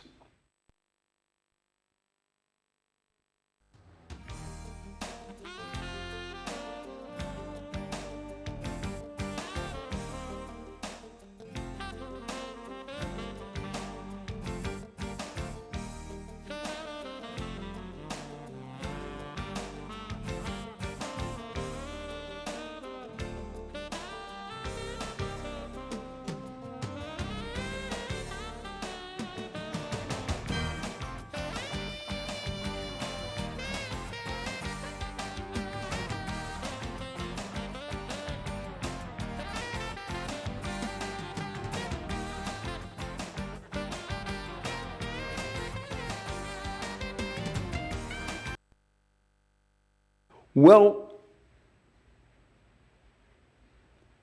he was an extraordinary person. Wilt had the following of a Muhammad Ali. You know, he was the first big man. Wilt had run track. He had run the 440. 7-footer running the 440? Are you kidding me?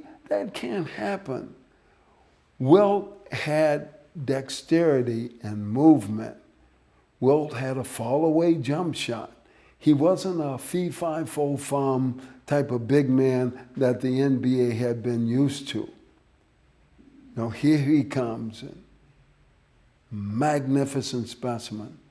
The only player to average 50 points a game in a single season. The only player in NBA history to ever play every minute of every game for a full season, including overtimes.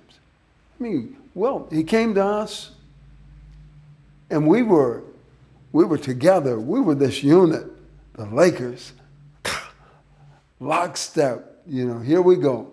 We were the friendly guys who came to kick your butts. Anyway, Wilt came to us, and there's a lot of stuff that goes on in the locker room. A lot of players don't like the locker room because, you know, you get ragged on and all of the give and take that goes back and forth. We had a lot of stuff going on, and Wilt would rag on other people, but when it was time for him to be ragged on, he didn't want that. No, you don't do that. So we told him, well, you stay out of it. So that was the agreement. He would stay out of it. That's okay. So I'll just sit here in the corner and open my fan mail. And so we had our fan mail. You know, we had our appreciable stacks Wilt's fan mail came in a mail sack.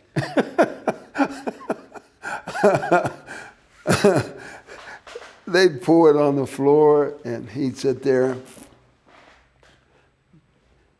and he'd separate them. The blue envelopes here, the pink envelopes here, white envelopes over there, business envelopes over here, and everything. He was the individual. You didn't hang out with Wilt. You didn't run with Wilt. You know, like I hang out with Jerry. I hung out with Elgin. I hung out with Keith Erickson. I hung out with Mel Counts and everything, you know. I had my friends and my cronies. You didn't hang out with Wilt. He'd take his dipper dunk shower. He'd do a pirouette in the shower, dry off. He was gone. Who knew where the hell he was gone? You know, that was Wilt.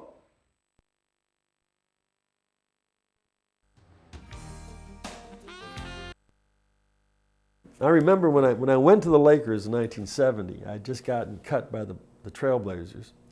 And I was married for only 3 months. And so Chris and I had moved everything we owned, which wasn't much, up to Portland, rented an apartment. I had a green Corvette, and I was $5,000 in debt. And then I got cut. And so, you know, I was really concerned about, you know, where I was going to earn a living. And then I got picked up by the Lakers, and I told Chris, I'm out of plane out of here. I got to get down to LA and go to practice. And, you know, she packed up all our belongings, and then she shipped them down, and then she drove the car, you know, to Los Angeles from Portland. And I'll never forget, you know, the first day she got into town, she dropped me off to practice because we only had one car. And then Wilt would always come late. And so she passed him coming to practice every day. She would drop me off and pass him going back to the hotel as he was coming to practice late in his white Rolls Royce. And so Wilt walked into practice the very first day, and when he met me, and he said, "You can't believe," he says, "every day I come to practice, and there's this great looking girl in this green Corvette that waves at every day. She waves at me." And I said, "I got to find out who this girl is." Of course, I didn't want to tell him that it was my wife. And so we go on, this goes on for about 4 or 5 days, and so we have our first preseason game in Los Angeles. And after the game, up in the Forum Club, you know, Chris and I are there with all the other players and their wives. And so, you know, Wilt comes up, he's single, he comes up late, and he walks in, he comes over to where I'm, you know, standing, and I said, "Wilt, I want to introduce you to that girl in the green Corvette. This is my wife, Chris." You know, and he goes, "Oh," and he got so mad at me, you know, he started, you know, "I'm going to get you in practice," and, you know, he was, so I got him pretty good on that one, but he was a funny guy. You know, there was a lot of things that went on, and it was a pleasure, really, it was really a pleasure to be part of that team and that organization, and it was a pleasure to play with these guys. I mean, I've had a blessed career, you know, and I go back, you know, to 1967 when I came into the league, and I think about all the coaches and all the players that I played with and the ones that I coached.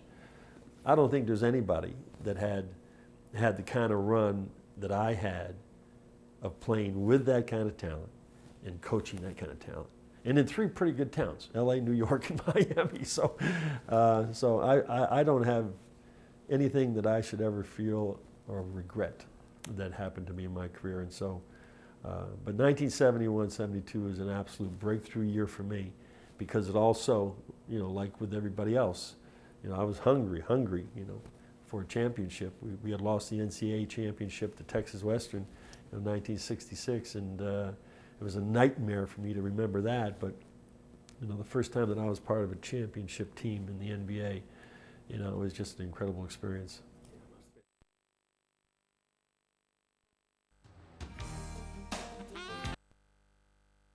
I don't think you ever, you know, ever really forget about the magic moments or those things that you may have learned, you know, from the years that you played in the NBA. I had 12 coaches in my career, you know, from high school to my very last coach. And I had a lot of people who really taught me a lot about the game. And Bill Sharman was one of those men. He was a detailed guy. You know, he was innovative. I think the one thing I may have learned the most from Bill was his way of communicating with the players. I was noisy as a coach, but there were times when I could, you know, take a player into my office and sit down and have a conversation with him and speak to him in the way that Bill would speak to me. And so, you know, while I was one of those drivers and pushers of players, would always put a lot of demands on them, there were times that I felt that I had to let them know that I appreciated what they did, and I think they knew that. So Bill Sharman had a great impact, you know, on my life.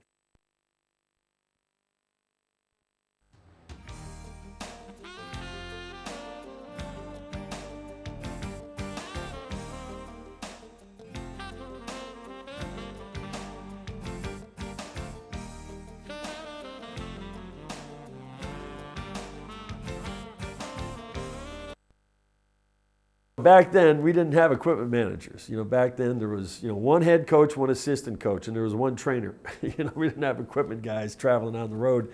And we used to take our own uniforms back to the hotel, and we'd put them in the bathtub and soak them and hope they would dry by the next morning because they had to wear them the next night. And so, you know, guys started to do these things. And, you know, Wilt Chamberlain, I think, went for 4 or 5 games where he said, I'm not going to wash my uniform. Well, you could get an idea how the environment of a locker room would change when he's unzipped his duffel bag and pulled out his wet uniform with 5 games of sweat, you know, on it. And it wasn't a very pleasant odor, but yeah, everybody, I think, you know, had their things that, you know, that they did and the routines that they got into, but they were more fun than anything else, you know. And we'd sit the same places on the bench after about 10 games. That's it, this is my seat, you know, and then you'd get up off the bench, and I used to wear a wristband, and I used to put stickum on the wrist. I wore it on my left hand all the time, and I used to put the stickum underneath on my wristband. So, you know, if we went out after a game, we only drank 3 beers instead of 10, you know, so.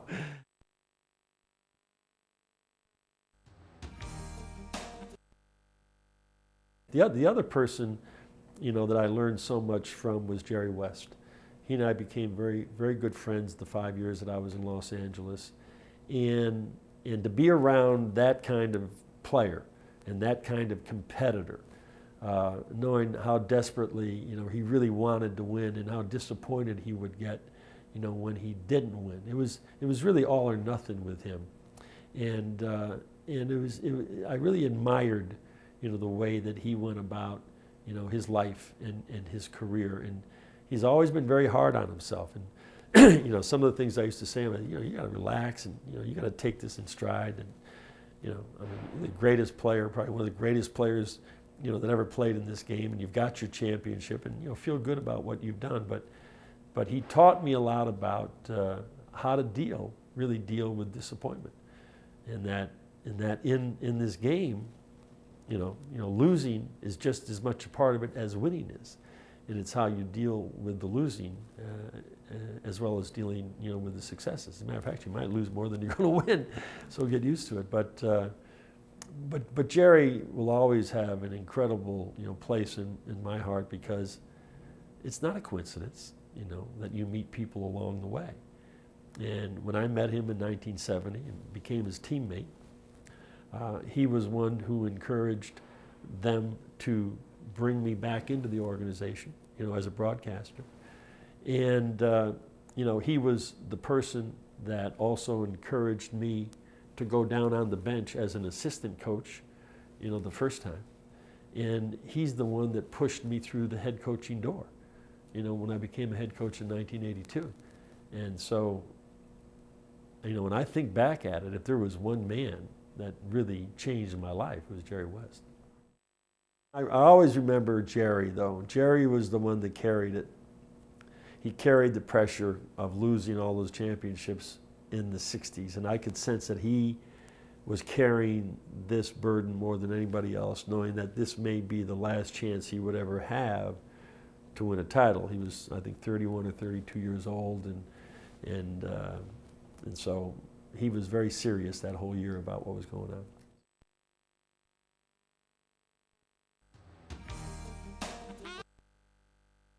Chick had a thing with Happy Hairston missing layups and stuff, but I don't think it was that year. I think it was another year. Got to the point where Hairston's agent called up Chick and said, you know, you're making him look bad.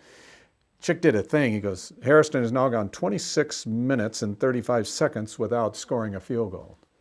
And then he would miss a shot. Hairston has now gone 38 minutes and 34 seconds without scoring a field goal.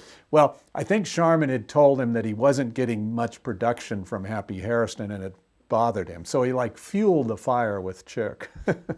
Traveling around with Chick Hearn and with the Lakers that year, it was just pure joy. And we would just laugh because you knew going in the Lakers were going to win that night and they were going to find a way to win it. And it was just magical, and it was like easy.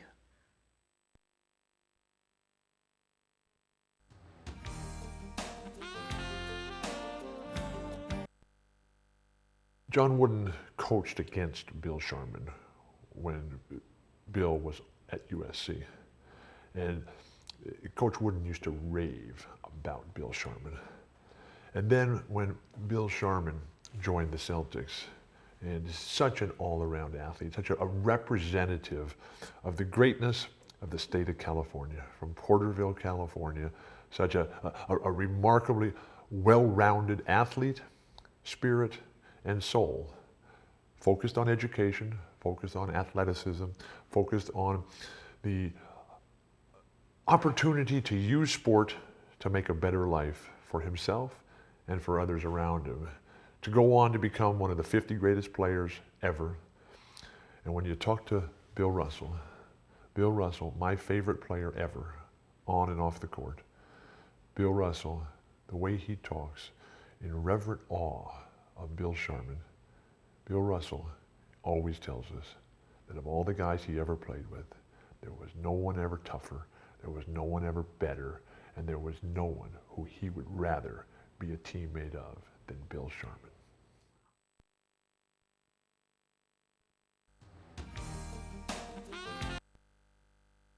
Chick Hearn, the most important Laker in the history of the franchise.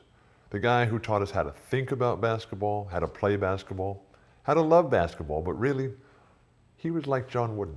He was teaching life.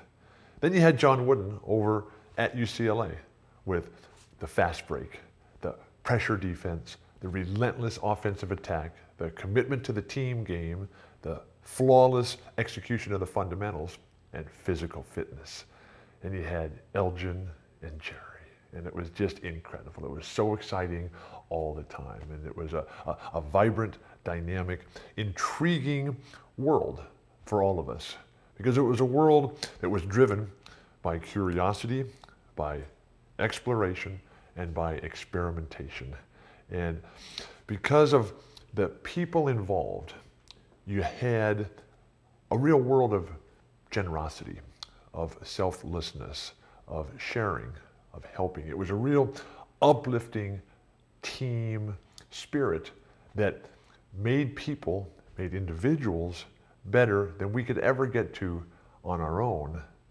But it was also such a joyous and happy and celebratory time.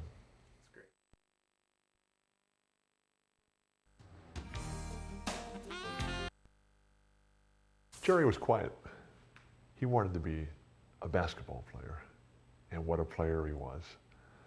But he and I would eat at the same restaurant nearly every morning of the week. I was going to UCLA, and he was dominating, tearing it up, and we'd eat at Hollis Johnson's Westwood Drugstore. And we'd both come in the back door, and we'd sit down, and Hollis would come back and say, "What do you want?" And Jerry would have his breakfast, and I'd have huge stacks of pancakes and omelets and everything. And Jerry would just talk to me about how great the NBA was and how fantastic a life it was. And I was living the dream at UCLA, and what more could you ask for? And Jerry kept talking, yeah, this NBA, boy, these guys are so good, and it's great, you play ball every day, and to learn life. Because I had so many great teachers, the professors at UCLA, the librarians, the Priest, John Wooden, and then I had Jerry West, Chick Hearn, Wilt, Bill Sharman, all the guys. And it was just fantastic because here I was, as a teenager, living the most perfect life. And then to have these pros, your heroes, the Lakers, Jerry, Elgin, Wilt, come up and be so encouraging and so supportive and so positive. And hard to be more of an influence on a young man's life than your heroes, who turn out to be better people than you thought they were players. And you hold them on these pedestals, you hold them in such incredible esteem, and then you get to know them, and they're better than that. You talk about dreams coming true. That was Jerry. That was that level of quiet brilliance, of the genius, not on the basketball court, not with the dribble drive, not with the up and under, not with the pump fake and shooting up while the other opponent is coming down, but that genius of the mind, that genius of the spirit, that genius as to how to be the champion all the time. That was Jerry West, the best of the best.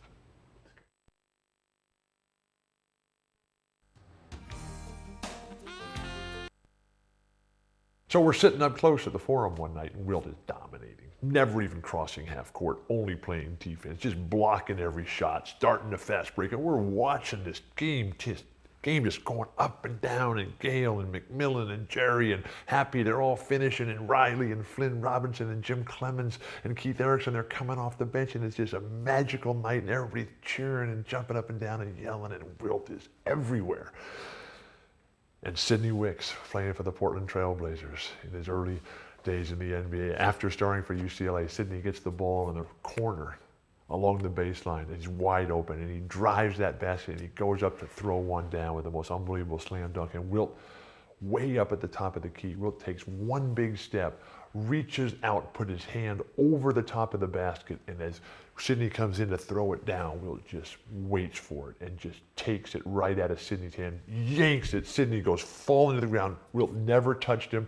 Wilt takes the ball, outlets it perfectly. The Lakers are racing up the court. I'm going, oh my gosh, and I'm watching. And out of the corner of my eye, I see this big giant shadow, this huge monolith coming, and he comes right over to me. And it's Wilt. I look back and it's Wilt, and the game is going on in the fast break. And Wilt puts his hand down to me. He says, "Hey, Billy, you're doing a great job up there at UCLA. You be sure and tell Johnny Wooden hi for me." And then he turns right back and goes back and gets in the game and blocks another shot, and the Lakers are off to the races again.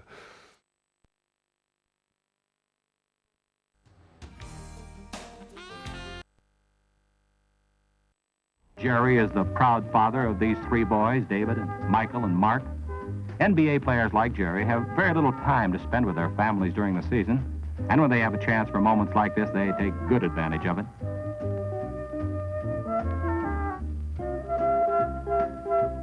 Jane indicates it's time to put the football away and play for pay.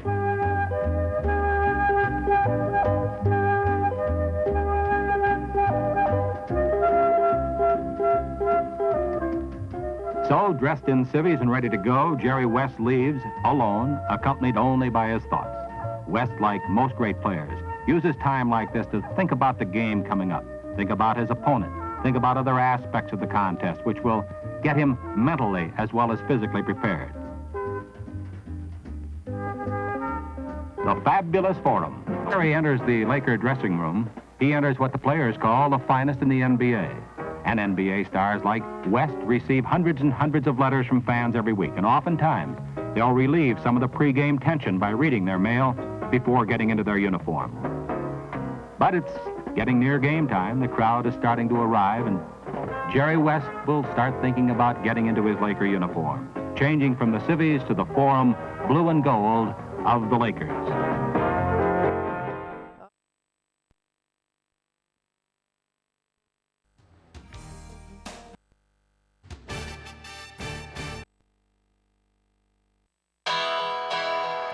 This is Chick Hearn, voice of the Los Angeles Lakers. Another capacity crowd at the fabulous Forum. The fast break is to West. West scores it. Jerry West scoring about whenever he wants to. Back to Wilt, underneath, slam dunk. Oh my, oh my. Little Gale looks like he's back home, and he is at the fabulous Forum. He wound it up in a blaze of glory, Captain Elgin Baylor. The Los Angeles Lakers are the greatest winning team for consecutive wins. We're going to do our best to bring the championship here this year. That was some of the greatest basketball this world has ever seen. They led the league in so many categories. Scored over 100 points, 81 out of the 82 times. That's the blueprint of a championship team. It was a magical year. We were able to win, finally. They would always go in as an underdog. People in Los Angeles always thought this could be the year. Of course, they were expected the year before, the year before, and the year before that. They suffered nothing but torment season after closing season. I looked at those games like life and death.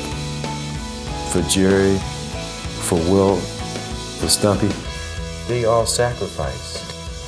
What a voyage it was. If you would have asked me before the season started, could that ever be done by any team, I would have thought that you were crazy.